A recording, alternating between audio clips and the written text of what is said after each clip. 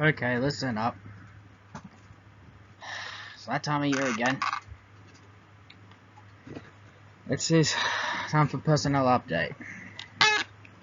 As we know, for this board committee, we're here to look over the men and women in the notorious special unit known as the Crime Busters. Let's have a look at the personnel. Detective Jim Reed, or as he known in the files, Noir Reed. Top, essentially leader. He's now been promoted to lieutenant. Guess he's finally worked hard for that promotion. Starting off as a rookie cop, was always different. Always was appalled by the city's corruption, both with its gangland and the police department. The man has risen up to become arguably one of the best officers in the department.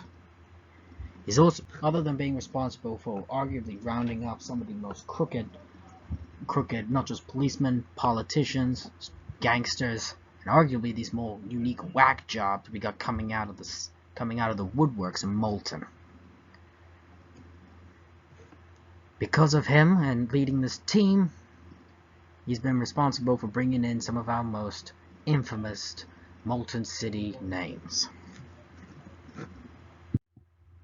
The junior sidekick. Well, his name Brett Barnes. Tragic case, that one. His father, well, was a good friend to the pre-established lieutenant. Sadly, one of the most infamous names in the criminal underworld by the name of Rockabilly was responsible for not just his death but also his wife. As a result, Reed essentially took Barnes under his wing and sort of mascot him, trained him to become a bit of a well-known detective, deputized him. Despite his young age, he's heavily liked by the group, probably because of his innocence and the fact to make sure no matter what, their conscience remains clear. He's looked on by many as a sidekick.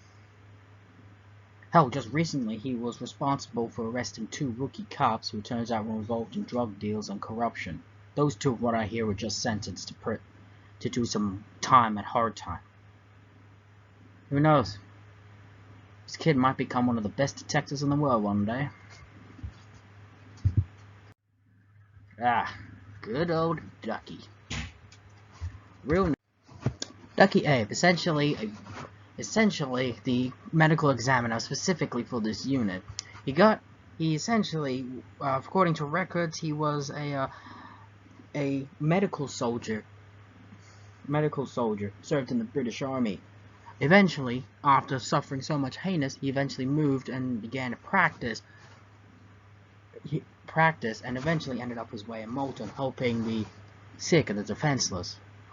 One day he ran into a rookie cop who said he could do so much more and possibly help this city by examining probably the unfortunate victims who were resulting in deaths and hoping to get them justice and vengeance for their families. There was something about this rookie cop that stuck in good old Ducky Abe. Next thing you know, he signed up to become a medical examiner, passed with flying colors. This man, he's only 60 years old. He views himself as a British gentleman, but he does have a bit of a rebellious side. Again, he was from the 70s. Anyway, he's sort of like the grandpa of this team, and people come to him for advice and favors. Meet Taggart. Leroy Taggart. Essentially one of the oldest cops on the force to date. He spent the majority of his life as being a cop on the beat. It wasn't until he was 40 when he finally earned the rank of detective. He worked in homicide for at least 10 years. He's 50 years old now and has been essentially one of the main members of the Crime Busters. His experience on the job and pretty much knowing every alleyway of this city has made him a valuable member to this team. However, he has had some tragedies in his life. He lost his wife and daughter to his first marriage.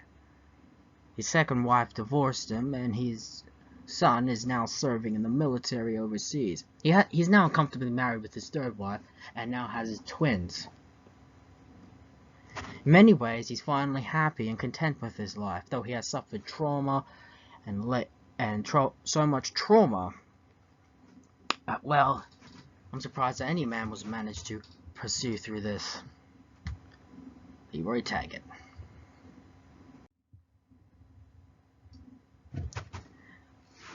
Billy Ransom. Well, at least that's the name he prefers. We found out his real birth name was Billy Rossetti. It turns out that uncle has connections to the mob. However, one day, his uncle died in a gangland execution. Not wanting to essentially prove that all Italians are essentially criminals, he wanted to do some good. So, he went to college.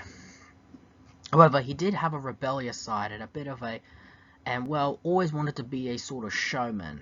He was always looked on with disgust for many cops when he decided to join up. Not because of his Italian descent, but because he was a bit of a flashy. He styled himself after TV cops, not being a real one, and was considered not a real one himself. And as a result of many clashes with his superiors because he didn't believe in their views and had a bit of an anger issue, they decided to give him to the crime busters in order to, make him quit the force. But turns out he was a perfect fit.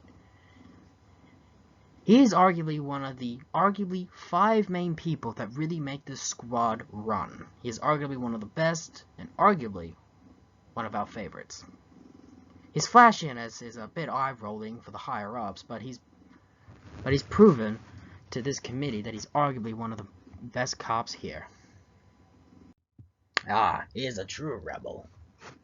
Axel Finn. Grew up on hard times. He grew up on pretty much the poorest section in Molten City. He eventually rose to essentially become one of the most notorious cops in vice crimes. However, due to a scandal, and we found out that he was set up by his superiors because they didn't want to take the rap for him to take the fall. As a result, he was a sort of cop no one wanted to touch. But however, according to a rumor, he met coffee one day with Reed. It turns out the two have a distaste for the vice crimes in the city, and when this squad was being put together, he volunteered him, and he had to fight tooth and nail for him to join the force. The squad, because of higher-ups. What can we say? British aristocrats run this damn town. Hopefully one day we'll be able to get rid of them. At least I'm hoping. Anyway, but he also has a bit of a rebel streak in him. He never liked the rules, protocol. And he certainly is teamed up and essentially is, Billy's partner. Axel and them work pretty well together, and he's essentially his main partner. Because of him growing on the streets, he knows pretty much the majority of the up-and-coming players in the criminal gangs.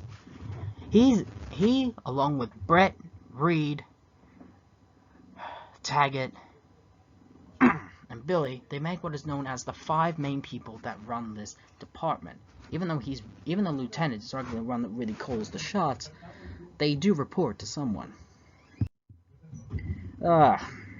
Forgot about this guy. He's one of the newest guys that has joined. His name is Peter Torres.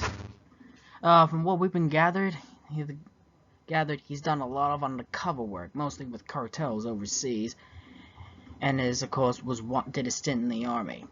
When he left, he eventually joined the police force, and he struggled because of his ethnicity and kind of background. You see, he was of Mexican and Spanish descent, and he also has a bit of Italian in him. Because of that, what can we say? This entire city's department is known for being 3 things: racist, prejudiced, and crooked. As a result, they felt he would not be a good fit, and he struggled. During the Captain Hook case, we saw potential in him, and as a result, the crime busters brought him in. At least that's what it's written down on his committee. Since then, he's pretty much been keeping a tab on pretty much new players that have been rising in the criminal underworld. New gangs have been formed. That's his really main thing. He's also great on the technology front, helping us with the tech-savvy stuff. He's proven to be a very valuable man for this team. And this is the man who we all report to.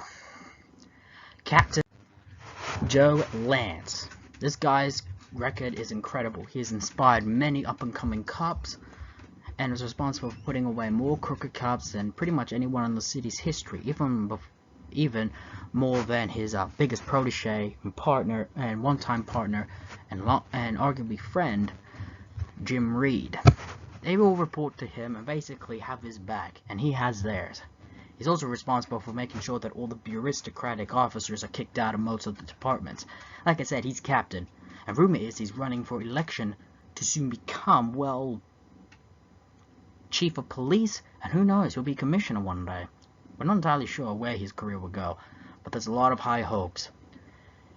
He's a person that is respected by the junior cops and even respected by high society. I don't know how a cop could balance those two. Most cops are either one or the other.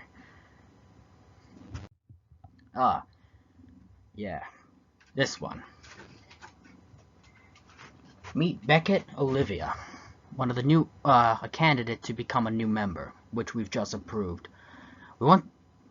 Reed personally picked her, even though most cops think she's beautiful. Says no, because he wants to prove that women cops can be just as good, and he picked her personally, not just because she qualified good, but she was pretty much the best. She's currently engaged to a Miss Bishop, well, O'Neill. She's of Irish descent, this one. She always wanted to be a cop, but according to her file, she's also had a lot of struggles. Well, what can we say?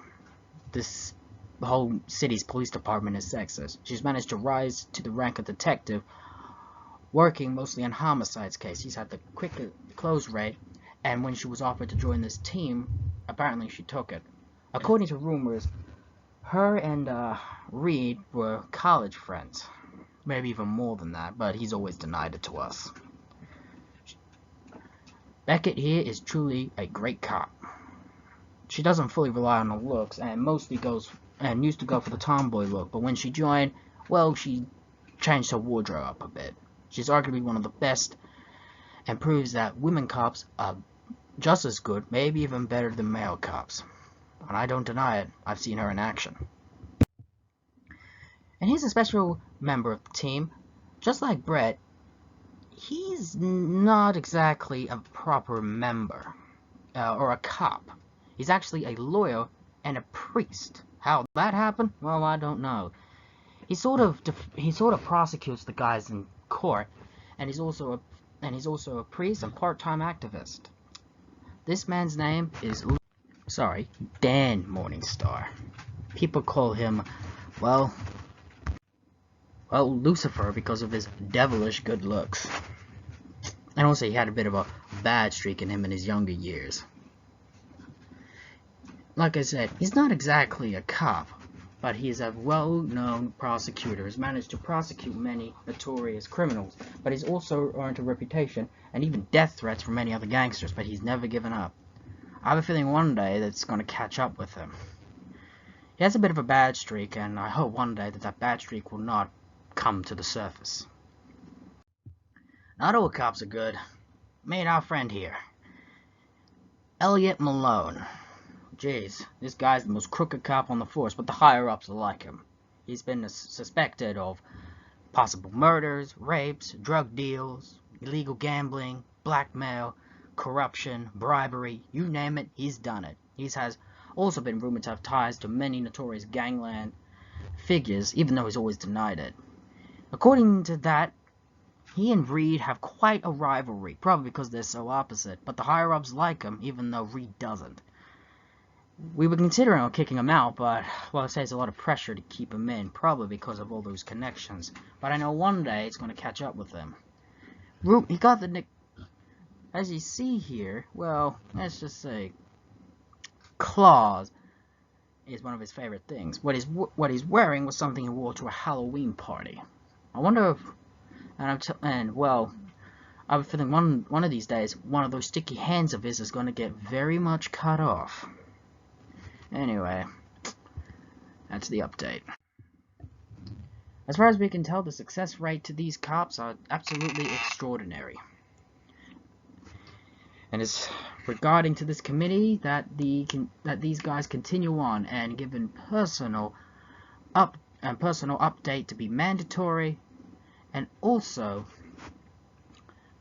that these successes and case files are absolutely extraordinary. However, should we continue giving money to this department? The captain says that we should, as they've managed to put away most of the city's crooked cops, politicians, and criminals than any other squad, undercover operation, and even the feds put together. Maybe that's why people want them shut down. Anyway, I personally feel that this squad should continue going, and I definitely know there's more in future with these guys. Can't wait to see what more cases we get put in on laps, eh? Anyway, meeting adjourned.